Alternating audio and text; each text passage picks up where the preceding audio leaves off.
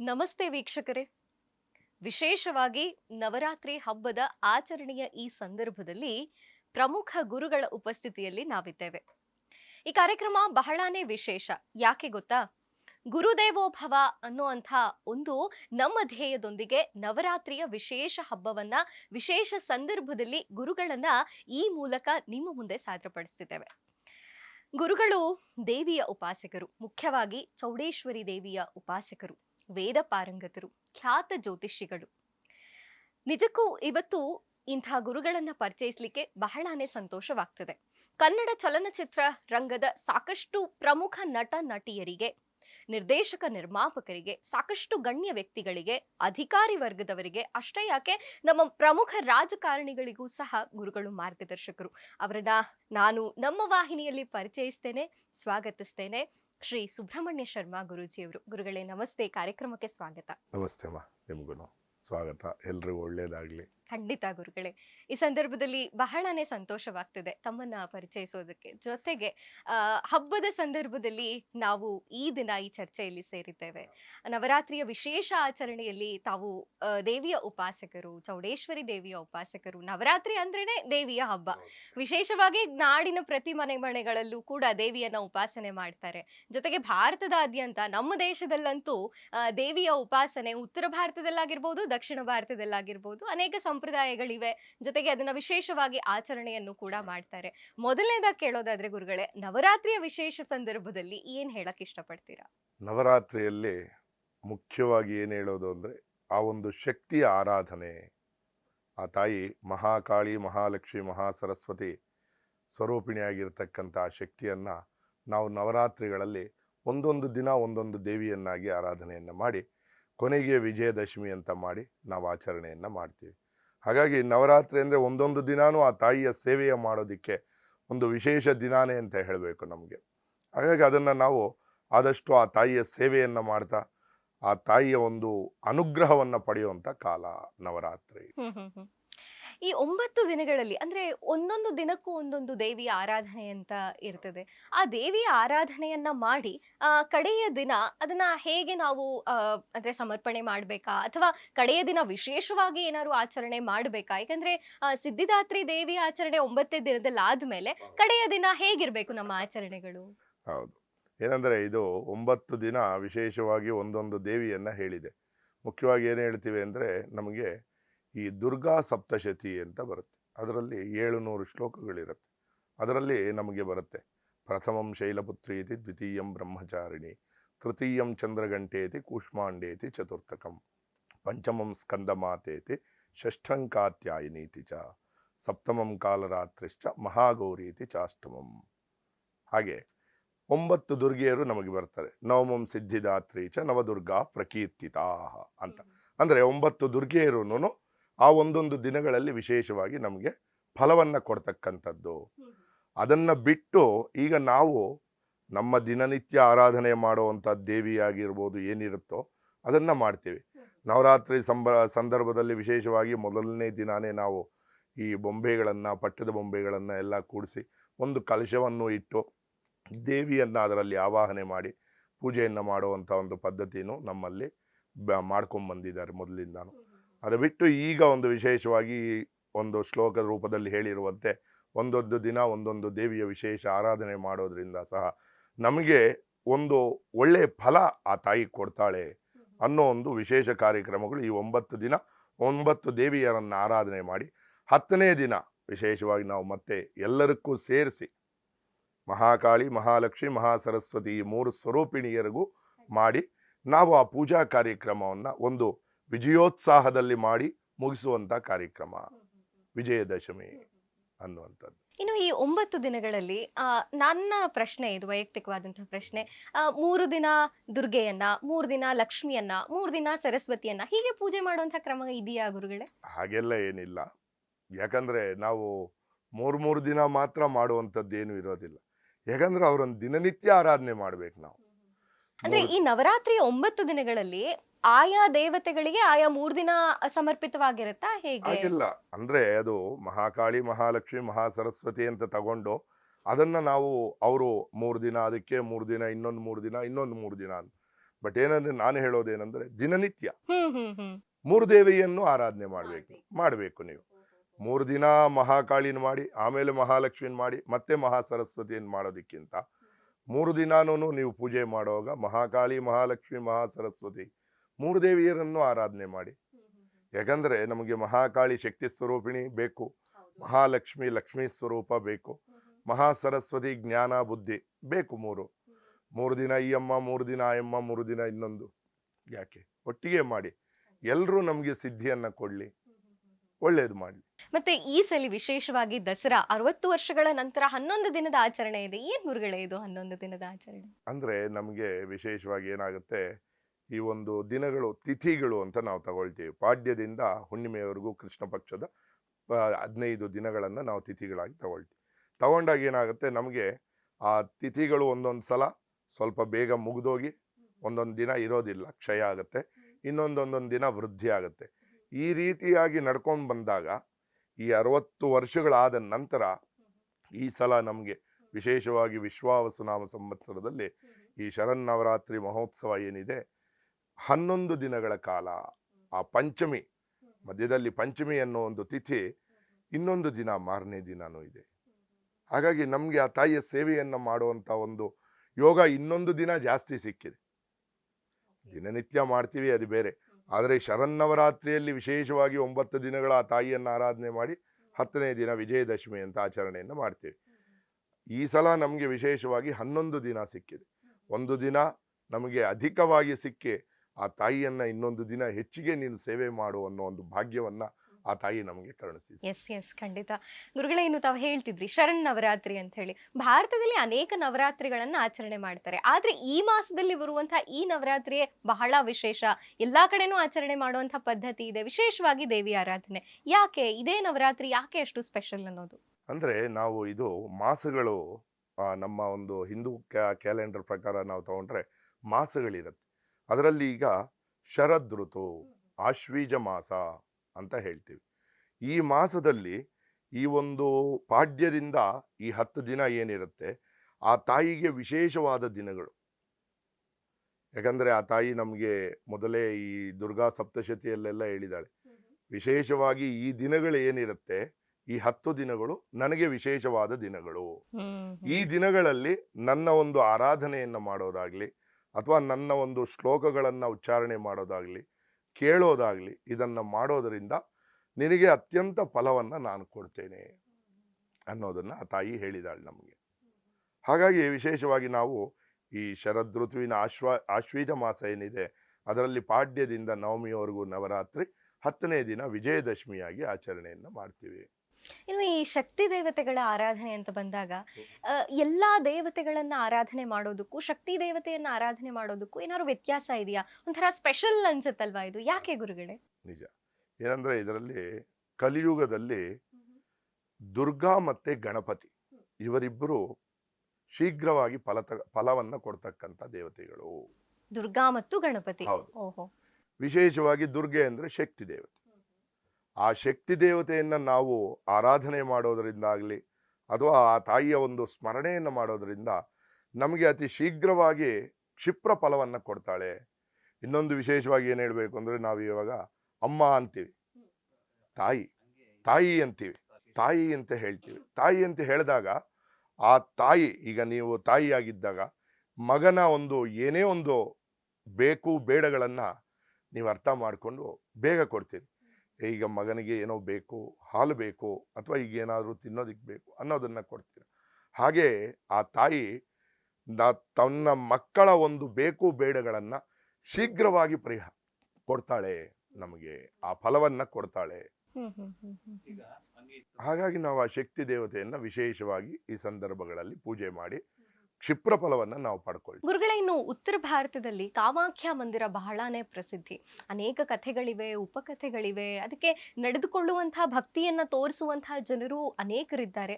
ಆ ದೇವಸ್ಥಾನ ಅಷ್ಟ್ಯಾಕು ಪ್ರಖ್ಯಾತವಾಯಿತು? ಇನ್ನು ನವರಾತ್ರಿಯಲ್ಲೂ ವಿಶೇಷವಾಗಿ ಅಲ್ಲಿ ಹೋಗುವಂಥದ್ದು, ಭಕ್ತಿಯನ್ನ ಸಲ್ಲಿಸುವಂಥದ್ದು ಜಾಸ್ತಿ. ಯಾಕೆ?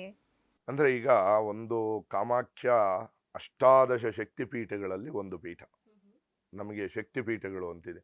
ಈಗ ಮೈಸೂರು ಚಾಮುಂಡೇಶ್ವರಿ, ನಮ್ಮ ಕರ್ನಾಟಕದಲ್ಲಿ ಚಾಮುಂಡೇಶ್ವರಿ ದೇವಿಗೆ ವಿಶೇಷವಾಗಿ ಎಲ್ಲರೂ ಹೋಗುವಂಥದ್ದು, ಆ ತಾಯಿಯ ದರ್ಶನವನ್ನು ಮಾಡ್ತಕ್ಕಂಥದ್ದು. ಯಾಕಂದರೆ ಅದು ಒಂದು ಶಕ್ತಿಪೀಠ. ಹಾಗೆಯೇ ಕಾಮಾಖ್ಯ ಅದು ಒಂದು ಶಕ್ತಿಪೀಠ. ತಾಯಿ ಒಂದು ಈ ದಕ್ಷನ ಯಜ್ಞ ಮಾಡಿದ ಕಾಲದಲ್ಲಿ ತಾಯಿ ಹೋಗಿ ಆ ಯಜ್ಞಕುಂಡದಲ್ಲಿ ಬೀಳ್ತಾಳೆ. ಬಿದ್ದಾದ ನಂತರ ಆ ಶಿವ ಆ ತಾಯಿಯನ್ನು ಹಾಗೆ ಎತ್ಕೊಂಡು ಹೋಗುವಾಗ ಒಂದೊಂದು ಭಾಗಗಳು ಒಂದೊಂದು ಜಾಗದಲ್ಲಿ ಬೀಳುತ್ತೆ. ಆ ಬಿದ್ದಂಥ ಜಾಗಗಳನ್ನು ನಾವು 18 ಕಡೆ ಬೀಳುತ್ತೆ. ಬಿದ್ದಂಥ ಜಾಗಗಳನ್ನು ನಾವು ಅಷ್ಟಾದಶ ಶಕ್ತಿಪೀಠಗಳು ಅಂತ ಕರಿತೀವಿ. ಆ ಶಕ್ತಿಪೀಠದಲ್ಲಿ ಒಂದೊಂದು ಕಡೆಯಲ್ಲೂ ಒಂದೊಂದು ಭಾಗ. ನಮಗೆ ಚಾಮುಂಡೇಶ್ವರಿಯಲ್ಲಿ ಬಿದ್ದಿರುವಂಥದ್ದು ಕೂದಲಿನ ಭಾಗ. ಹಾಗಾಗಿ ವಿಶೇಷವಾಗಿ ಅಲ್ಲಿ ಚಾಮುಂಡೇಶ್ವರಿ ತಾಯಿಯನ್ನು ಹೀಗಿಟ್ಟು ಕೂದಲು ನೋಡಿರ್ತೀರ ನೀವು ವಿಗ್ರಹದಲ್ಲಿ ಆರಾಧನೆಯನ್ನು ಮಾಡ್ತಾರೆ. ಈ ಕಾಮಾಖ್ಯದಲ್ಲಿ ವಿಶೇಷವಾಗಿ ಏನಂದರೆ ಅಲ್ಲಿ ತಾಯಿಯ ಯೋನಿಯ ಭಾಗ ಬಿದ್ದಿರುವಂಥ ಜಾಗ. ಆ ತಾಯಿಯ ಯೋನಿಯ ಭಾಗ ಏನಂದರೆ ನಮ್ಮ ಯೋನಿ ಎಷ್ಟು ಪ್ರಾಮುಖ್ಯವಾದದ್ದು ಅಂದರೆ ಒಂದು ಜನ್ಮವನ್ನು ಕೊಡ್ತಕ್ಕಂಥ ಸ್ಥಾನ. ಆ ತಾಯಿಯ ಯೋನಿಯ ಭಾಗ ಅಲ್ಲಿ ಬಿದ್ದಿರುವಾಗ ಬ್ರಹ್ಮಾಂಡಕ್ಕೆ ಒಂದು ಜನನವನ್ನು ಕೊಡ್ತಕ್ಕಂಥ ತಾಯಿಯ ಸ್ವರೂಪ ಅಲ್ವಾ. ಹಾಗೆ ಅಲ್ಲಿ ವಿಶೇಷವಾಗಿ 3 ದಿನಗಳು ಆ ತಾಯಿಯ ಋತುಮತಿ ರಜಸ್ವಲ ಅಂತ ಏನು ಹೇಳ್ತೀವಿ ಅದು ನಡೆಯುತ್ತೆ. ಈ ಶಕ್ತಿಪೀಠ ಆಗಿರೋದ್ರಿಂದ ಅಲ್ಲಿ ನಾವು ಹೋಗಿ ಕುತ್ಕೊಂಡು ನಮ್ಮ ಒಂದು ಕೋರಿಕೆಗಳಿರ್ಬೋದು ಅಥವಾ ಏನೇ ಒಂದಿರ್ಬೋದು ಅಲ್ಲಿ ಪ್ರಾರ್ಥನೆಯನ್ನು ಮಾಡಿ ಅಲ್ಲಿ ನಮ್ಮ ಕೈಯಲ್ಲಾದಂಥ ಯಾವುದೋ ಒಂದು ಸೇವೆಯನ್ನು ಮಾಡಿದಾಗ ಅದಕ್ಕೆ ಇನ್ನೂ ಬೇಗ ಫಲ ಅನ್ನೋದು ನಮಗೆ ಸಿಗುತ್ತೆ. ಅಂದ್ರೆ ತಾಯಿ ರಜಸ್ವಲಿ ಆದಾಗ ನದಿ ಕೂಡ ಕೆಂಪಾಗುತ್ತೆ, ಅದನ್ನ ಪ್ರಸಾದವಾಗಿ ಕೊಡ್ತಾರೆ ಅನ್ನುವಂಥದ್ದು. ಹೌದು, ಖಂಡಿತ. ಅಲ್ಲಿ ಬರುವಂಥ ನೀರು ಏನಿರುತ್ತೆ ಆ ನೀರು ಕೂಡ ಕೆಂಪಾಗಿ ಬರುತ್ತೆ. ಅದನ್ನು ತೀರ್ಥದ ರೂಪದಲ್ಲಿ ಕೊಡ್ತಾರೆ, ಎಲ್ಲ ತಗೊಳ್ತಾರೆ. ಆ ವಸ್ತ್ರ ಏನಿದೆ ಅದರ ಮೇಲೆ ಹೊದಿಸಿರುವಂಥ ವಸ್ತ್ರ ಅದನ್ನು ನಮ್ಮ ಜೊತೆಯಲ್ಲಿ ಇಟ್ಕೊಳ್ಳೋದ್ರಿಂದ ನಮಗೆ ಯಾವುದೇ ವಿಧವಾದಂತಹ ಒಂದು ನಕಾರಾತ್ಮಕ ಶಕ್ತಿಗಳು ನಮ್ಮ ಹತ್ರ ಬರೋದಿಲ್ಲ ಅನ್ನೋದು ಒಂದು. ಗುರುಗಳೇ, ಇತ್ತೀಚೆಗೆ ನಮ್ಮ ಕನ್ನಡ ಫಿಲ್ಮ್ ಇಂಡಸ್ಟ್ರಿಯ ಖ್ಯಾತ ನಟ ಧ್ರುವ ಸರ್ಜಾ ಹಾಗೂ ನಮ್ಮ ಪೊಲೀಸ್ ಇಲಾಖೆಯ DCP ದೇವರಾಜ್ ಅವರಿಗೆ ತಾವು ಮತ್ತು ಗವಿಗಂಗಾಧರ ದೇವಸ್ಥಾನದ ಅರ್ಚಕರಾದಂತಹ ಶ್ರೀ ಶಿವಕುಮಾರ್ ದೀಕ್ಷಿತ್ರು ಇಬ್ರು ಸೇರಿ ಒಂದು ರುದ್ರ ಹೋಮವನ್ನ ಯಾಗವನ್ನು ಮಾಡಿಸಿದ್ರಿ.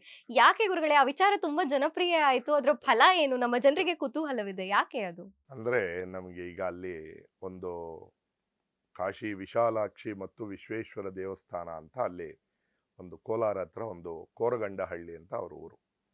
ನಮ್ಮ ದೇವರಾಜ್ ಸಾಹೇಬ್ರವರ ಊರದು. ಅಲ್ಲಿ ಪುರಾತನವಾದಂಥ ದೇವಾಲಯವನ್ನು ಶಿಥಿಲಾವಸ್ಥೆಗೆ ಹೋಗಿದ್ದ ದೇವಾಲಯವನ್ನು ಅವರು ಜೀರ್ಣೋದ್ಧಾರ ಮಾಡಿ ತುಂಬ ಅಚ್ಚುಕಟ್ಟಾಗಿ ತುಂಬ ಚೆನ್ನಾಗಿ ಮಾಡಿದ್ದಾರೆ.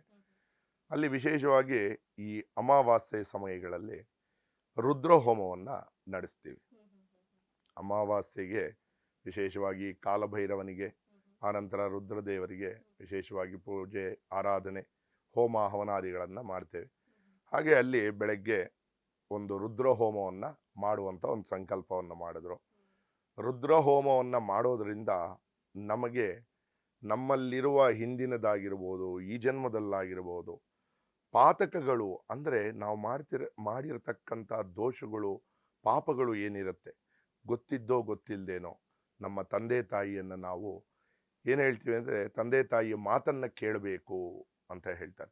ಕೇಳಲಿಲ್ಲ ಅಂದರೆ ಅವರ ಒಂದು ಮಾತಾಪಿತರು ಶಾಪಗಳು ನಮಗೆ ಬರುತ್ತೆ. ಅದೇ ರೀತಿ ಗುರುಗಳ ಒಂದು ಶಾಪ, ಈ ರೀತಿಯಾದಂಥ ದೋಷಗಳು ಪಾತಕಗಳು ಏನಿರುತ್ತೆ ಅದನ್ನು ಪರಿಹಾರ ಮಾಡ್ಕೋಬೇಕಾದ್ರೆ ನಾವು ಆ ರುದ್ರನನ್ನು ಮೊರೆ ಹೋಗಬೇಕು. ಪರಮೇಶ್ವರನು ಅದಕ್ಕೆ ನಮಗೆಲ್ಲ ಮುಕ್ತಿಯನ್ನು ಕೊಡ್ತಾನೆ.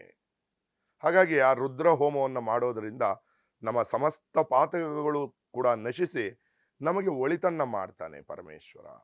ವಿಶೇಷವಾಗಿ ರುದ್ರದಲ್ಲಿ ಏನು ಬರುತ್ತೆ ಅಂದರೆ ಮೊದಲು ಆ ರುದ್ರನನ್ನು ರುದ್ರದಲ್ಲಿ ಹೊಗಳ್ತೀವಿ ಚೆನ್ನಾಗಿ, ನೀನೇ ಇಂದ್ರಪ್ಪ ನೀನೇ ಚಂದ್ರ ಅಂತ. ಆ ನಂತರ ಚಮಕ ಭಾಗ ಬರುತ್ತೆ, ಅದರಲ್ಲಿ ನಾವು ನಮಗೆ ಏನು ಬೇಕೋ ಅದನ್ನು ಕೇಳ್ತೀವಿ. ಈಗ ನಿಮ್ಮನ್ನು ಒಂದು ಅಟ್ಟಕ್ಕೇರಿಸಿ ಅವಾಗ ನಿಮ್ಮ ಹತ್ರ ಏನು ಕೆಲಸ ಬೇಕೋ ನಾನು ಅದನ್ನು ಮಾಡಿಸ್ಕೋಬೇಕು ಅಲ್ವಾ. ಹಾಗೆ ಪರಮೇಶ್ವರನನ್ನು ಅವನು ನಾವು ಒಂದು ಹೊಗಳೋದ್ರಿಂದ ಅಥವಾ ಅವನನ್ನು ಸ್ತುತಿಸೋದ್ರಿಂದ ಅವನು ಭಕ್ತರ ಒಂದು ಬೇಡಿಕೆಗಳನ್ನು ಬೇಗ ಈಡೇರಿಸ್ತಾನೆ. ಹಾಗಾಗಿ ಅದನ್ನು ಅವರು ಆ ಕಾಲದಲ್ಲಿ ಅವರ ಸಂಕಲ್ಪ ಏನಿದೆಯೋ ಅದೊಂದು ನೆರವೇರಿ ಎಲ್ಲರಿಗೂ ಒಳಿತಾಗಲಿ ಅನ್ನೋ ಒಂದು ಉದ್ದೇಶದಿಂದ ಮಾಡಿದಂಥ ಒಂದು ಕಾರ್ಯ ಯಶಸ್ವಿ ಆಯಿತು. ಅವ್ರಿಗೂ ಒಳಿತಾಗಲಿ ಅಂತ ನಾವು ಪರಮೇಶ್ವರನಲ್ಲಿ ಪ್ರಾರ್ಥನೆಯನ್ನು ಮಾಡಿದ್ವಿ. ಗುರುಗಳೇ, ತಾವು ಶಕ್ತಿ ದೇವತೆಗಳ ಆರಾಧಕರು, ದೇವಿಯ ಆರಾಧಕರು, ಪ್ರಮುಖವಾಗಿ ತಾವು ಚೌಡೇಶ್ವರಿ ದೇವಿಯ ಉಪಾಸಕರು ಅಂತ ಏನಿದು ಚೌಡೇಶ್ವರಿ ದೇವಿಯ ವಿಶೇಷತೆ? ಹೇಗಿರುತ್ತೆ ನಿಮ್ಮ ದಿನಚರಿ? ಚೌಡೇಶ್ವರಿ ದೇವಿಯ ಅನುಗ್ರಹ ಜನಸಾಮಾನ್ಯರಿಗೂ ಸಿಗ್ಬೇಕು ಅಂದ್ರೆ ಹೇಗೆ ಗುರುಗಳೇ? ಹೇಗೆ ನಿಮ್ಮನ್ನ ಸಂಪರ್ಕ ಮಾಡ್ಬೇಕು? ಖಂಡಿತ. ನಾನು ಆ ತಾಯಿ ಆರಾಧನೆಯನ್ನ 20 ವರ್ಷಗಳಿಂದ ಮಾಡ್ಕೊಂಡು ಬರ್ತಾ ಇದ್ದೀನಿ. ವಿಶೇಷವಾಗಿ ಏನಂದ್ರೆ, ಹೇಳಿದ್ನಲ್ಲ, ತಾಯಿ ಶಕ್ತಿ ಸ್ವರೂಪಿಣಿ, ಕ್ಷಿಪ್ರ ಪ್ರಸಾದವನ್ನ ಕೊಡ್ತಕ್ಕಂಥವಳು. ಹಾಗಾಗಿ ಆ ತಾಯಿಯನ್ನು ಆರಾಧನೆ ಮಾಡೋದರಿಂದ ನಮ್ಮ ಒಂದು ಕ್ಷಿಪ್ರ ಪ್ರಸಾದಗಳಾಗಿರ್ಬೋದು, ಅಥವಾ ಬರುವಂಥ ಒಂದು ಭಕ್ತಾದಿಗಳೇನಿರ್ತಾರೆ ಅವರುಗಳಿಗೆ ನಾನಾ ರೀತಿಯಾದಂಥ ಸಂಕಷ್ಟಗಳು ಎಲ್ಲ ಇರುತ್ತೆ. ಅದನ್ನೆಲ್ಲ ದೂರ ಮಾಡಿ ಆ ತಾಯಿ ಅವ್ರಿಗೆ ಒಳಿತು ಮಾಡಬೇಕು ಅನ್ನೋದೊಂದು ಉದ್ದೇಶ. ಹಾಗಾಗಿ ಆ ತಾಯಿಯನ್ನು ಆರಾಧನೆ ಮಾಡ್ತೀನಿ.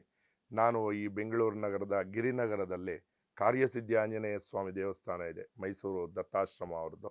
ಅದರ ಪಕ್ಕದ ರಸ್ತೆಯಲ್ಲೇ ನಮ್ಮ ಮನೆ ಇದೆ. ಮನೆಯಲ್ಲೇ ಒಂದು ರೂಮಿನಲ್ಲಿ ಆ ತಾಯಿಯನ್ನು ಸ್ಥಾಪನೆ ಮಾಡಿದ್ದೀನಿ. ಯಾಕಂದರೆ ಆ ಜಾಗದಲ್ಲಿ ಅದನ್ನು ನಾವು ನಮ್ಮ ಮಲಗುವ ಕೋಣೆ ರೂಮ್ ಅಂತ ಇಟ್ಕೊಂಡಿದ್ವಿ. ಆನಂತರ ಆ ಸ್ವಪ್ನದಲ್ಲಿ ಆ ತಾಯಿ ಬಂದು, ಇಲ್ಲಿ ನಾನಿದ್ದೀನಿ, ನನ್ನನ್ನು ಇಲ್ಲಿ ಪ್ರತಿಷ್ಠಾಪನೆ ಮಾಡು ಅಂತ ನನಗೆ ಸ್ವಪ್ನ ಆಯಿತು. ಹಾಗಾಗಿ ಆ ತಾಯಿಯ ವಿಗ್ರಹನೂ ಅಷ್ಟೇ, ನಾನು ಹೋಗಿ ದುಡ್ಡು ಕೊಟ್ಟು ತೊಗೊಂಬಂದಿದ್ದಲ್ಲ. ಇನ್ನೊಬ್ರು ಯಾರೋ ಬಂದರು ನನ್ನ ಹತ್ರ ಜ್ಯೋತಿಷ್ಯ ಕೇಳಕ್ಕೆ, ಸ್ವಾಮಿ ನನಗೆ ಸ್ವಪ್ನ ಆಗಿದೆ, ನಿಮಗೆ ಆ ವಿಗ್ರಹವನ್ನು ಕೊಡಬೇಕಂತೆ ನಾನು ಅಂತ ತಾಯಿ ನನಗೆ ಹೇಳಿದಾಳೆ ಎಂದು. ನೋಡಿ ಹೇಗಿರುತ್ತೆ ಆ ತಾಯಿಯ ಒಂದು ಲೀಲೆ. ಹೌದಾ, ಸರಿ, ಹಾಗಾದರೆ ಹಾಗೆ ಮಾಡಿ ಅಂತ ಹೇಳಿ ಅವರು ತಂದು ಕೊಟ್ಟರು. ಅದನ್ನು ಅಲ್ಲಿ ಅದರವರೆಗೂ ನಾನು ಒಂದು ಪುಟ್ಟದಾದ ವಿಗ್ರಹವನ್ನು ಪೂಜೆ ಮಾಡ್ತಾ ಇದ್ದೆ. ಆನಂತರ ಒಂದು ಸ್ವಲ್ಪ ದೊಡ್ಡದಾದ ವಿಗ್ರಹ ಬಂತು. ಆ ತಾಯಿಯನ್ನು ಅಲ್ಲಿ ಕೂರಿಸಿ ಆ ತಾಯಿಗೆ ದಿನನಿತ್ಯ ಅಭಿಷೇಕಗಳು, ಷೋಡಶೋಪಚಾರ ಪೂಜೆಗಳು ಎಲ್ಲ ನಡೆಯುತ್ತೆ. ವಿಶೇಷ ದಿನಗಳಲ್ಲಿ ಒಂದು ಕಾರ್ಯಕ್ರಮಗಳು, ಹೋಮ ಹವನಾದಿಗಳು ಎಲ್ಲ ನಡೀತಾ ಇರುತ್ತೆ. ವಿಶೇಷ ಈ ನವರಾತ್ರಿಗಳಲ್ಲಿ ಬೆಳಗ್ಗೆ ಒಂದು ತಾಯಿಗೆ ಅಭಿಷೇಕ ಮಾಡಿ ಅಲಂಕಾರವನ್ನು ಮಾಡಿ, ಮತ್ತೆ ಸಂಜೆ ನಾನು ದುರ್ಗಾ ಸಪ್ತಶತಿ ಪಾರಾಯಣವನ್ನು ಮಾಡಿ, ಆ ದಿನನಿತ್ಯ ಒಬ್ಬೊಬ್ಬರು ಭಕ್ತಾದಿಗಳು ಸೇವೆಗೆ ಕೊಟ್ಟಿರ್ತಾರೆ, ಅವರ ಸೇವೆಗೆ ಸಂಕಲ್ಪವನ್ನು ಮಾಡಿ ಆ ದಿನದ ಕಾರ್ಯಕ್ರಮವನ್ನು ಮಾಡಿಕೊಟ್ಟು ಅವ್ರಿಗೆ ಒಳಿತಾಗಲಿ ಅನ್ನೋದನ್ನು ಮಾಡ್ತಾ ಇದ್ದೀನಿ. ಹಾಗೆ ಅಲ್ಲೊಂದು ನಾನು ಹುಂಡಿಯನ್ನು ಇಟ್ಟಿದ್ದೀನಿ. ಯಾಕಂದರೆ ದೇವರು ಸ್ವಾಮಿ ದೇವಸ್ಥಾನ ಇಟ್ಟಿರ್ತೀರ ನೀವು ಹುಂಡಿ ಅಂತ ಅಂದ್ಕೊಳ್ತೀರ. ಬಟ್ ಆ ಹುಂಡಿ ವಿಶೇಷ ಏನಂದರೆ, ನಾನು ಅಲ್ಲಿ ನನ್ನ ಹತ್ರ ಜ್ಯೋತಿಷ್ಯಕ್ಕೆ ಯಾರು ಬರ್ತಾರೋ ಅವ್ರ ಹತ್ರ ನಾನು ಇಷ್ಟು ಕೊಡಿ ಅಷ್ಟು ಕೊಡಿ ಅಂತ ನಾನು ಕೇಳೋದಿಲ್ಲ. ಓ, ಅಪಾಯಿಂಟ್ಮೆಂಟ್ ಆಗ್ಲಿ, ಫೀಸ್ ಆಗ್ಲಿ, ಇಷ್ಟೇ ಅನ್ನೋದಾಗ್ಲಿ ಇಲ್ಲ? ಖಂಡಿತ ಇಲ್ಲ. ನನ್ನ ಹತ್ರ ಬಂದರು, ಅವ್ರಿಗೇನಿದೆ ನೋಡಿದೆ, ಹೇಳಿದೆ, ನೋಡಿ ಅಲ್ಲಿ ಹುಂಡಿ ಇಟ್ಟಿದ್ದೀನಿ, ಆ ಹುಂಡಿಯಲ್ಲಿ ನಿಮಗೇನು ಭಗವಂತ ಆ ತಾಯಿ ಪ್ರೇರೇಪಣೆ ಕೊಡ್ತಾಳೋ ಅದನ್ನು ಹಾಕಿ ಆಶೀರ್ವಾದ ತಗೊಂಡು ಹೋಗಿ ತಾಯಿ, ಅಷ್ಟೇ ಹೇಳೋದು. ಅದನ್ನು ನಾನು ನನ್ನ ಸ್ವಂತಕ್ಕೆ ಬಳಸೋದಿಲ್ಲ. ಅದನ್ನು ಆ ನಂತರ ನಾನು ಒಂದು ವರ್ಷಕ್ಕೆ ಒಮ್ಮೆ ನಮ್ಮ ಊರು ಮಾಸ್ತಿ, ನಾನು ಕೋಲಾರ ಜಿಲ್ಲೆ ಮಾಲೂರು ತಾಲೂಕಿನ ಮಾಸ್ತಿ ಗ್ರಾಮದಲ್ಲಿ ಪಕ್ಕದಲ್ಲಿ ಒಂದು ಹಳ್ಳಿ ದಿನ್ನಹಳ್ಳಿ ಅಂತ, ಅಲ್ಲಿಂದ ಬಂದಿರೋನು. ಅಲ್ಲಿ ನಮಗೆ ಚೌಡೇಶ್ವರಿ ಆಲಯ ಎಲ್ಲ ಇದೆ. ಆ ಆಲಯದಲ್ಲಿ ವಿಶೇಷವಾಗಿ ಆಷಾಢ ಮಾಸದಲ್ಲಿ ಚಂಡಿ ಹೋಮ ಅಂತ ಮಾಡ್ತೀವಿ. ಎಲ್ಲ ಲೋಕ ಕಲ್ಯಾಣಾರ್ಥವಾಗಿ ಚಂಡಿ ಹೋಮ ಅಂತ ಮಾಡ್ತೀವಿ. ಚಂಡಿ ಹೋಮ ಒಂದು ಮಾಡಬೇಕಂದ್ರೆ 1.5-2 ಲಕ್ಷದವರೆಗೂ ಖರ್ಚಾಗುತ್ತೆ. ಎಲ್ಲ ಅದಕ್ಕೆ ಬೇಕಾದಂಥ ಸಾಮಗ್ರಿಗಳನ್ನು ಹೊಂದಿಸ್ಕೊಂಡು ಎಲ್ಲ ಮಾಡುವಂಥದ್ದು, ಎಲ್ಲ ಮಾಡೋಷ್ಟೊತ್ತಿಗೆ ಆಗುತ್ತೆ. ಹಾಗಾಗಿ ಆ ಸಮಯದಲ್ಲಿ ನಮಗೆ ಒಂದು ಸ್ವಲ್ಪ ಅದರಿಂದ ಅನುಕೂಲ ಆಗಲಿ ಅನ್ನೋ ಒಂದು ಉದ್ದೇಶದಿಂದ ಆ ಒಂದು ಹುಂಡಿಯ ಕಾಸೇನಿರುತ್ತೆ ಆ ಸಮಯದಲ್ಲಿ ತೆಗೆದು ಎಷ್ಟಾಗಿರುತ್ತೋ ನೋಡಿ ಆ ಸಮಯದಲ್ಲಿ ಅದಕ್ಕೆ ವಿನಿಯೋಗ ಮಾಡುವಂಥದ್ದು. ಅದಕ್ಕೆ ಮಾಡಿದಾಗ ಏನಾಗುತ್ತೆ, ತಾಯಿಯ ಒಂದು ಸೇವೆಗೆ ಹೋಗುತ್ತದೆ. ಆ ಭಕ್ತಾದಿಗಳು ಯಾರು ಅದರಲ್ಲಿ ಒಂದು ಪ್ರಾರ್ಥನೆ ಮಾಡಿ ಹಾಕಿರ್ತಾರೋ ಅವರ ಸಂಕಷ್ಟಗಳು ಕೂಡ ಪರಿಹಾರ ಆಗುತ್ತೆ. ನಾನು ನನಗೆ ಪೌರೋಹಿತ್ಯವನ್ನು ಮಾಡ್ತೀನಿ, ಅದರಿಂದನೂ ಅಷ್ಟೇ ಆ ಪೌರೋಹಿತ್ಯದಲ್ಲೂ ಇಷ್ಟು ಕೊಡಿ ಅಷ್ಟು ಕೊಡಿ ಅಂತ ನಾನು ಯಾರನ್ನೂ ಕೇಳೋದಿಲ್ಲ. ಆ ಕಾಲಕ್ಕೆ ತಕ್ಕ ಹಾಗೆ ಅವರು ಬೇರೆ ನೀವೇ ಹೂಗಳನ್ನು ತೊಗೊಂಬನ್ನಿ ಸ್ವಾಮಿ, ಇನ್ನೊಂದು ಸ್ವಾಮಿ ಅಂದರೆ ಅದಕ್ಕೇನಾದ್ರು ವ್ಯವಸ್ಥೆ ಮಾಡ್ತೀನಿ ಹೊರತು ಇಲ್ಲ ಅಂದರೆ ಇಲ್ಲ. ಗುರುಗಳೇ, ಈಗ ನನ್ನ ಪ್ರಶ್ನೆಯೇ ಅದಾಗಿತ್ತು. ನಮಗೆ ಗೊತ್ತಿದೆ ತಾವು ತುಂಬಾ ಜನ ಸೆಲೆಬ್ರಿಟೀಸ್ಗಳಿಗೆ, ಕನ್ನಡ ಫಿಲ್ಮ್ ಇಂಡಸ್ಟ್ರಿಯ ಪ್ರಮುಖರಿಗೆ, ಜೊತೆಗೆ ಸಾಕಷ್ಟು ರಾಜಕಾರಣಿಗಳಿಗೆ, ಅಧಿಕಾರಿ ವರ್ಗದವರಿಗೆ ತಾವು ಲಭ್ಯರು, ಎಲ್ಲ ಪೂಜೆ ಕಾರ್ಯಕ್ರಮಗಳನ್ನ ಮಾಡಿಸ್ಕೊಡ್ತೀರಿ ಅಂತ. ನನ್ನ ಪ್ರಶ್ನೆಯೇ ಅದಾಗಿತ್ತು, ಜನಸಾಮಾನ್ಯರಿಗೂ ಕೂಡ ನೀವು ಲಭ್ಯವಾಗ್ತೀರಾ ಅನ್ನೋ ಅಂಥದ್ದು. ಯಾಕಂದ್ರೆ ದೊಡ್ಡ ಗುರುಗಳು ಅಂದ ತಕ್ಷಣ ಅಯ್ಯೋ ನಮ್ಗೆ ಲಭ್ಯವಾಗೋಲ್ಲ, ಎಷ್ಟು ಕೇಳ್ತಾರೋ ಏನೋ, ಹೇಗೆ ಸಂಪರ್ಕ ಮಾಡ್ಬೇಕೋ ಏನೋ ಅನ್ನೋ ಸಾಕಷ್ಟು ಜನರಿಗೆ ಆ ಪ್ರಶ್ನೆಗಳು, ಕುತೂಹಲಗಳು ಇದ್ದೇ ಇರುತ್ತೆ. ನೀವೇ ಉತ್ತರ ಕೊಟ್ಬಿಡಿ ಗುರುಗಳೇ ಅದಕ್ಕೆ. ಖಂಡಿತ ಇರುತ್ತೆ. ಆದರೂ ನಾವು ಎಷ್ಟೇ ನೋಡಿ, ಈಗ ತುಂಬ ರಾಜಕಾರಣಿಗಳು ಬಂದಿದ್ದರು, ಸೆಲೆಬ್ರಿಟಿಗಳು ಬಂದಿದ್ದರು. ಅವರ ವೈಯಕ್ತಿಕವಾಗಿ ಹೆಸರುಗಳನ್ನು ತಗೊಳ್ಳೋದು ಬೇಡ ನಾವು. ಎಲ್ಲರೂ ಬಂದಿದ್ದರು. ಅವರ ಒಂದು ಕಷ್ಟಗಳೇನಿದೆ, ಅವರ ತೊಂದರೆಗಳೇನಿದೆ, ಅದಕ್ಕೆ ನಾವು ಪರಿಹಾರವನ್ನು ಹೇಳಿ ಅದನ್ನೆಲ್ಲ ಮಾಡಿದ್ವಿ. ಹಾಗೆ ಜನಸಾಮಾನ್ಯರಿಗೂ ಹಾಗೆ. ನಾವು ನಮ್ಮ ಮನೆಯಲ್ಲಿ ಒಂದು ಚಾಪೆಯನ್ನು ಮಾತ್ರ ಹಾಕಿರ್ತೀನಿ ನಾನು, ಕಡ್ಡಿ ಚಾಪೆ. ಅಲ್ಲಿ ಜನಸಾಮಾನ್ಯ ಬಂದರೂ ಅಲ್ಲೇ ಕೂತ್ಕೋಬೇಕು. ಒಂದು ಒಳ್ಳೆ ಪೊಲಿಟಿಷಿಯನ್ ಆಗಲಿ, ಸೆಲೆಬ್ರಿಟಿ ಆಗಲಿ ಬಂದರೂ ಅಲ್ಲೇ ಕೂತ್ಕೋಬೇಕು. ಯಾಕಂದರೆ ಆ ತಾಯಿಯ ಮುಂದೆ ಎಲ್ಲರೂ ಒಂದೇ. ನನ್ನ ಒಂದು ಉದ್ದೇಶ, ನಾನು ಎಲ್ಲರಿಗೂ ಒಳ್ಳೇದು ಮಾಡಬೇಕು ಅನ್ನೋ ಒಂದು ಉದ್ದೇಶ. ಅಲ್ಲಿ ಬಡವ ಜನಸಾಮಾನ್ಯ ಆಗಿರ್ಬೋದು, ಇನ್ನೊಬ್ಬ ಶ್ರೀಮಂತ ವ್ಯಕ್ತಿ ಆಗಿರ್ಬೋದು, ಎಲ್ಲರೂ ಆ ತಾಯಿಯ ಸನ್ನಿಧಿಯಲ್ಲಿ ಎಲ್ಲರೂ ಒಂದೇ. ಅವ್ರಿಗೇನು ಕಷ್ಟ ಇದೆಯೋ ಅದನ್ನು ನಾನು ಪರಿಹರಿಸಬೇಕು. ಇವ್ರಿಗೇನು ತೊಂದರೆ ಇದೆ ಅದನ್ನು ಪರಿಹರಿಸಬೇಕು. ಅದು ನನ್ನ ಒಂದು ಮೂಲ ಕರ್ತವ್ಯ. ಅಲ್ಲಿ ಒಬ್ಬ ಸಾಧಕನಾಗಿ ನಾನು ಮೊದಲನೇ ಪಾಲನೆ ಮಾಡಬೇಕಾಗಿರೋದು ಅದನ್ನೇ. ಅವ್ರು ಯಾರೇ ಬಂದರೂ ಅವರ ಕಷ್ಟಗಳೇನಿದೆ ಅದನ್ನು ಪರಿಹರಿಸಬೇಕು. ಅಲ್ಲಿ ಯಾವುದೇ ರೀತಿಯಾದಂಥ ಕಮರ್ಷಿಯಲ್ಗೆ ಅವಕಾಶ ಇರೋದಿಲ್ಲ. ಕಮರ್ಷಿಯಲ್ ಆಗಿ ನಾವು ಯಾವುದನ್ನು ಅಲ್ಲಿ ಮಾಡಬಾರ್ದು. ನಮಗೆ ಅಲ್ಲಿ ತಾಯಿ ಏನು ತೋಚಿ ಹೇಳ್ತಾಳೋ ಅದನ್ನು ಹೇಳಿ ಅವರ ಕಷ್ಟ ಪರಿಹಾರ ಮಾಡಬೇಕು. ಖಂಡಿತ, ಖಂಡಿತ. ಅಂದ್ರೆ ನಮ್ಮ ಸಾಮಾನ್ಯ ವರ್ಗವೂ ಕೂಡ, ಜೊತೆಗೆ ಸೆಲೆಬ್ರಿಟೀಸ್ ಕೂಡ ತಮ್ಮನ್ನ ಸಂಪರ್ಕ ಮಾಡಬಹುದು. ನಮ್ಮ ವೀಕ್ಷಕರಿಗೆ ಖಂಡಿತವಾಗಿಯೂ ಇದೊಂದು ಖಂಡಿತ ಸಂದೇಶ. ಎಲ್ಲರೂ ಮಾಡ್ಬೋದಮ್ಮ. ಖಂಡಿತ. ಎಲ್ಲರಿಗೂ ಅವರದೇ ಆದಂಥ ಸಮಸ್ಯೆಗಳಿರುತ್ತೆ. ಅದಕ್ಕೆ ಪರಿಹಾರಗಳನ್ನು ತಾಯಿ ಏನು ಸೂಚನೆ ಮಾಡ್ತಾಳೋ ಅದನ್ನು ನಾವು ಖಂಡಿತ ಮಾಡಿಕೊಡ್ತೀವಿ. ಎಸ್ ಎಸ್ ಗುರುಗಳೇ, ನಮ್ಮ ವೀಕ್ಷಕರಿಗೆ ಬಹಳ ಸಂತೋಷವಾದಂತಹ ವಿಷಯವೇ ಇದು. ವೀಕ್ಷಕರೇ, ನಾವು ಕೂಡ ಗುರುಗಳನ್ನ ಸಂಪರ್ಕ ಮಾಡಬಹುದು. ನೋಡುವಂತಹ ಭಕ್ತಾದಿಗಳೆಲ್ಲರಿಗೂ ಕೂಡ ಗುರುಗಳು ಲಭ್ಯವಿರ್ತಾರೆ.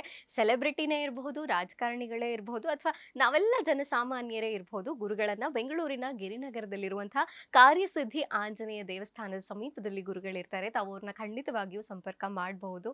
ನಮಗೂ ಇದು ಸಂತೋಷದ ಸುದ್ದಿಯೇ ಗುರುಗಳೇ. ಜೊತೆಗೆ ಇದು ತಾವು ಹೇಳ್ತಿದ್ರಿ, ದೇವಿಯ ಆರಾಧನೆ ಇರಬಹುದು, ಚೌಡೇಶ್ವರಿ ದೇವಿಯ ಬಗ್ಗೆ ತಾವು ತಿಳಿಸ್ಕೊಡ್ತಿದ್ರಿ. ಇನ್ನು ಕಡೆಯದಾಗಿ ಕೇಳೋದಾದ್ರೆ, ಸಾಕಷ್ಟು ಜನರಿಗೆ, ಬಹಳಷ್ಟು ಜನರಿಗೆ ಇತ್ತೀಚೆಗೆ ಈ ವಾಮಾಚಾರದಂತಹ ಸಮಸ್ಯೆಗಳಿಗೆ ಅವ್ರು ಒಳಗಾಗ್ತಿದ್ದಾರೆ. ಅದರಿಂದ ಹೊರಗೆ ಬರೋಕ್ಕಾಗ್ತಿಲ್ಲ. ಕೆಲವರಿಗೆ ವಾಮಾಚಾರ ಅಂದ್ರೆ ಭಯ ಅನ್ನೋದಾದ್ರೆ, ಇನ್ನು ಕೆಲವರಿಗೆ ಅದರಲ್ಲಿ ಯಾವುದೋ ಕಾರಣಕ್ಕೆ ಸಿಲುಕಿ ಹಾಕಿಕೊಂಡು ಹೇಗೆ ಹೊರಗೆ ಬರಬೇಕು ಅನ್ನುವಂಥ ಒಂದು ಟೆನ್ಷನ್ ಇರ್ತಾರೆ. ರೋಡಲ್ಲಿ ಯಾವುದೋ ನಿಂಬೆ ಹಣ್ಣು ಬಿದ್ರೆ ದಾಟೋಕ್ ಹೆದರ್ತಾರೆ, ಅಥವಾ ಏನೋ ಇಂಥದ್ದೆಲ್ಲ ಇರುತ್ತಲ್ವಾ. ಆ ಥರದ ಸಮಸ್ಯೆಗಳಿಗೆ ಏನು ಉತ್ತರ ಕೊಡ್ತೀರಿ ಗುರುಗಳೇ? ಏನ್ ಪರಿಹಾರ ನಾವು ಎಕ್ಸ್ಪೆಕ್ಟ್ ಮಾಡಬಹುದು ಅಂತ? ಏನಂದ್ರೆ, ಈಗ ಮಾಟ ಮಂತ್ರ ಅನ್ನೋದು ಒಂದು ಸ್ವಲ್ಪ ಜನಗಳಿಗೆ ಭಯವನ್ನ ಹುಟ್ಟು ಹಾಕುತ್ತೆ. ಮುಖ್ಯವಾಗಿ ಅದು ಆಗಿದೆ ಅನ್ನೋದಕ್ಕಿಂತ ನಮ್ಮ ತಲೆಯಲ್ಲಿ ಒಂದು ವಿಚಾರ ಕುತ್ಕೊಳ್ಳುತ್ತಲ್ಲ, ಅದೇ ನಮ್ಮನ್ನ ಇನ್ನೂ ಆ ಒಂದು ಕಷ್ಟದ ಪರಿಸ್ಥಿತಿಗೆ ನಮ್ಮನ್ನು ನೂಕುತ್ತೆ. ಆಗಿರೋದ್ಕಿಂತ ತಲೆಗೆ ತಗೊಂಡಿದೆ ಜಾಸ್ತಿ. ಹೌದು, ನಿಮ್ಗೆ ಆಗಿದೆಯೋ ಇಲ್ವೋ ಅನ್ನೋದು ನಿಮಗೆ ಗೊತ್ತಿಲ್ಲ. ನಿಮ್ಮ ಒಂದು ಅನುಮಾನ ಅಷ್ಟೇ ಅದು. ಅದು ಯಾಕಂದ್ರೆ ನೀವು ಎಲ್ಲೂ ಕೇಳಲಿಲ್ಲ, ಮಾಡಿಲ್ಲ, ಅಥವಾ ಅದ್ರ ಬಗ್ಗೆ ತಿಳ್ಕೊಂಡಿಲ್ಲ. ನಿಮ್ಮ ಅನುಮಾನ, ನನಗೆ ಯಾರೋ ಏನೋ ಮಾಡಿಸಿದ್ದಾರೆ, ಏನೋ ನಡೆದಿದೆ. ಆ ಅನುಮಾನ ನಿಮ್ಮ ತಲೆಯಲ್ಲಿ ಬಂದು ಒಂದು ವಿಚಾರ ಕುತ್ಕೊಂಡಾಗ ನಿಮ್ಮ ಸುತ್ತಮುತ್ತಲೂ ಕೆಲವೊಂದು ವಿಚಾರಗಳು ನಡೀತಾ ಇರುತ್ತೆ. ಅದನ್ನೆಲ್ಲ ನೀವು ಅದಕ್ಕೆ ತುಂಬಿಸ್ಕೊಳ್ತಾ ಹೋಗ್ತೀರಾ. ಓ, ಇದೇನೋ ಮಾಡಿಸಿದ್ದಾರೆ, ಏನೋ ಆಗಿದೆ, ಇದಕ್ಕೋಸ್ಕರ ನನಗೆ ಇಲ್ಲಿ ತೊಂದರೆಗಳಾಗ್ತಾ ಇದೆ, ನನಗೆ ದುಡ್ಡುಗಳು ಬರ್ತಾ ಇಲ್ಲ, ನನ್ನ ಕೆಲಸ ಸರಿಯಾಗಿ ಆಗ್ತಾ ಇಲ್ಲ, ನನಗೆ ಆರೋಗ್ಯ ಸಮಸ್ಯೆಗಳಾಗ್ತದೆ. ಅಂದರೆ ನಮ್ಮ ತಲೆಯಲ್ಲಿ ಮುಖ್ಯವಾಗಿ ನಾವು ಒಂದು ನೆಗೆಟಿವ್ ಥಾಟನ್ನು ಇಟ್ಕೊಂಡಿದ್ದೀವಿ. ನಕಾರಾತ್ಮಕವಾದ ವಿಚಾರವನ್ನು ನಾವು ತಲೆಯಲ್ಲಿ ಇಟ್ಕೊಂಡಾಗ ಈ ರೀತಿಯಾದಂಥ ಸುತ್ತಮುತ್ತಲು ನಮಗೇನೇ ನಡೆದರೂ ನಾವು ಅದಕ್ಕೆ ಪೂರಕವಾಗಿ ತುಂಬಿಸ್ಕೊಂಡು ಹೋಗ್ತೀವಿ. ಇನ್ನೂ ನಿಜವಾಗಲೂ ಅವರಿಗೆ ಮಾಟಾಮಂತ್ರಗಳಾಗಿದ್ದೇ ಆಗಿಲ್ಲ, ಅವರ ಒಂದು ತುಂಬ ದಯನೀಯ ಸ್ಥಿತಿ ಅಂತ ಏನು ಹೇಳ್ತೀವಿ, ಆ ರೀತಿಯಾದಂಥ ಸ್ಥಿತಿಗೆ ಹೋಗ್ಬಿಡ್ತಾರೆ ಅವರು. ಅದರಿಂದ ಪ್ರಾಣಾಪಾಯಗಳು ಆಗುವಂಥ ತೊಂದರೆಗಳು ಇರುತ್ತೆ. ಆ ಸಮಯದಲ್ಲಿ ನುರಿತ ಜ್ಯೋತಿಷ್ಯರಿಂದ ವಿಷಯವನ್ನು ತಿಳ್ಕೊಂಡು ಅದಕ್ಕೆ ಯಾವ ರೀತಿಯಾದಂಥ ಪರಿಹಾರವನ್ನು ಮಾಡ್ಕೋಬೇಕು. ಅಂದರೆ ಇಲ್ಲೇನಾಗುತ್ತೆ, ಎಲ್ಲರೂ ನಾವು ಅದಕ್ಕೆ ಪರಿಹಾರವನ್ನು ಮಾಡಿಕೊಡ್ತೀವಿ ಅಂತ ಹೇಳಿ ಅವ್ರ ಹತ್ರ ಜಾಸ್ತಿ ದುಡ್ಡುಗಳನ್ನು ಇಸ್ಕೊಳ್ಳೋದು, ಇದನ್ನೆಲ್ಲ ಮಾಡಿ ಪಾಪ ಅವ್ರಿಗೆ ಯಾವುದೂ ಪರಿಹಾರ ಆಗ್ದಿರ ಅವರು ನೊಂದ್ಕೊಳ್ಳೋದು, ಇದನ್ನೆಲ್ಲ ನಾವು ನಮ್ಮ ಹತ್ರ ನೋಡ್ತಾನೆ ಇರ್ತೀವಿ. ಜನಸಾಮಾನ್ಯರು ಬಂದು, ಸ್ವಾಮಿ ಅವ್ರಿಗೆ ಅಷ್ಟು ಕೊಟ್ವಿ, ಇಷ್ಟು ಕೊಟ್ವಿ, ಏನೂ ಕೆಲಸ ಆಗಿಲ್ಲ ಅನ್ನೋ ಹಾಗೆ. ಅದು ಎಲ್ಲರೂ ಅದನ್ನು ತೆಗಿಯೋಕ್ಕಾಗೋದಿಲ್ಲ. ಅದನ್ನು ನುರಿತವರು ಮಾಡಬೇಕು. ಅದನ್ನು ನೋಡಿ ಯಾರು ನುರಿತವರು ಇರ್ತಾರೆ ಅವ್ರ ಹತ್ರ, ಇವಾಗ ನಿಮಗೆ ಹಾರ್ಟ್ ತೊಂದರೆ ಆಗಿದ್ದರೆ ಹಾರ್ಟ್ ಸರ್ಜನ್ ಹತ್ರನೇ ಹೋಗಬೇಕು ಅಲ್ವಾ. ಕಣ್ಣಿನ ಡಾಕ್ಟರ್ ಹತ್ರ ಹೋದರೆ ಅವ್ರು ಏನು ಮಾಡ್ತಾರೆ? ಅದೇ ರೀತಿ ನಮಗೆ ಏನು ತೊಂದರೆ ಆಗಿದೆ ಅದನ್ನು ನುರಿತವ್ರ ಹತ್ರ ಹೋಗಿ ಅದನ್ನು ಸರಿಪಡಿಸ್ಕೊಂಡ್ರೆ ನಮಗೆ ಒಳ್ಳೆಯದಾಗತ್ತೆ. ಅದನ್ನು ಬಿಟ್ಟು ನಿನ್ನ ಒಂದು ಮನೋಸ್ಥೈರ್ಯ ಬಲ ಏನಿರುತ್ತೆ, ವಿಲ್ ಪವರ್ ಅಂತ ಏನು ಕರಿತೀವಿ, ಅದನ್ನು ನೀನು ಜಾಸ್ತಿ ಮಾಡ್ಕೋಬೇಕು. ಆ ವಿಲ್ ಪವರ್ ಎಲ್ಲಿರುತ್ತೋ ಅಲ್ಲಿ ನಮ್ಗೆ ಇದರ ಯಾವುದರಿಂದಾನು ತೊಂದರೆಗಳು ಅನ್ನೋದು ಆಗೋದಿಲ್ಲ. ಅಕಸ್ಮಾತ್ ಆಗಿದ್ರೂ ಕೂಡ ನಿಮ್ಮನ್ನ ಸಂಪರ್ಕ ಮಾಡಿದ್ರೆ ಖಂಡಿತ ಅದಕ್ಕೆ ಪರಿಹಾರಗಳು ಸಿಗತ್ತೆ ಅನ್ನೋ ಪರಿಹಾರಗಳು ಸಿಗುತ್ತೆ. ಖಂಡಿತ. ಗುರುಗಳೇ, ನವರಾತ್ರಿಯ ವಿಶೇಷ ದಿನಗಳಲ್ಲಿ ನಮ್ಮ ಒಂದು ಕಾರ್ಯಕ್ರಮದಲ್ಲಿ ತಾವು ಭಾಗವಹಿಸಿ ಸಾಕಷ್ಟು ವಿಚಾರಗಳನ್ನ, ವಿಶೇಷ ಮಾಹಿತಿಯನ್ನ ನಮ್ಮ ವೀಕ್ಷಕರಿಗೆ ತಿಳಿಸ್ಕೊಟ್ಟಿದ್ದೀರಿ. ಧನ್ಯವಾದಗಳು. ಒಳ್ಳೆಯದಾಗಲಿ. ಸರ್ವೇ ಜನಾಃ ಸುಖಿನೋ ಭವಂತು. ಎಲ್ರಿಗೂ ಒಳ್ಳೆಯದಾಗಲಿ, ಎಲ್ಲರೂ ಚೆನ್ನಾಗಿರಲಿ. ನಾನು ಆ ತಾಯಿಯಲ್ಲಿ ಪ್ರಾರ್ಥನೆ ಮಾಡೋದಷ್ಟೇ, ತಾಯಿ ಚೌಡೇಶ್ವರಿ ಎಲ್ರಿಗೂ ಒಳ್ಳೇದು ಮಾಡಲಿ. ಲೋಕಾ ಸಮಸ್ತ ಸುಖಿನೋ ಭವಂತು. ಆಗಲಿ. ವೀಕ್ಷಕರೇ, ಇದಾಗಿತ್ತು ಈ ಹೊತ್ತಿನ ವಿಶೇಷ ಕಾರ್ಯಕ್ರಮ. ನೋಡ್ತಾ ಇರಿ ಅಶ್ವವೇಗ ಸುದ್ದಿವಾಹಿನಿ. ಇದು ಸತ್ಯಾನ್ವೇಷಣೆಯ ಓಟದಲ್ಲಿ.